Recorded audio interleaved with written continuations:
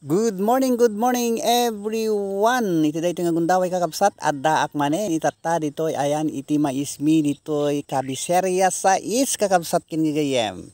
So dagitoy iti quality dagiti income na imula itatta nga mais kakabsat.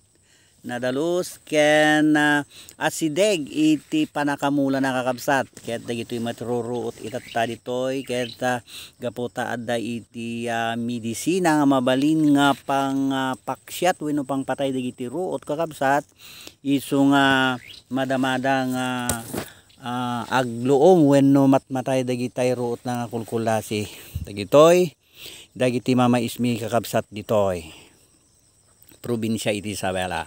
So adamot kakabsat dagitay nakauna nga mamaismi ditoyen kakabsat.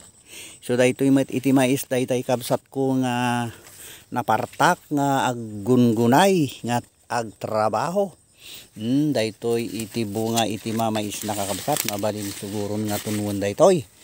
Mabalin siguro nga iyawis-awis na metten tapno kastaket aglakon. Ya daytoy iti bunga iti mais na kakabsat. Daytoy iti bagas iti mais na puraw nga fiyor kakabsat diket daytoy kakabsat nga mais na pagket. So daytoy kakabsat iti mamaismi ta ditoy probinsya iti Isabela. Adda iti naud-udi ket addamot dagitay imununa.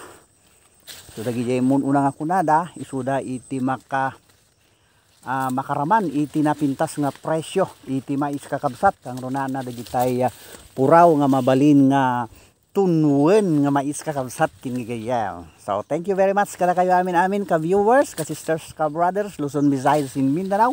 Iti apo ti kanayo nga tumulong ken mang bendisyon kada kayo amin. God bless us all.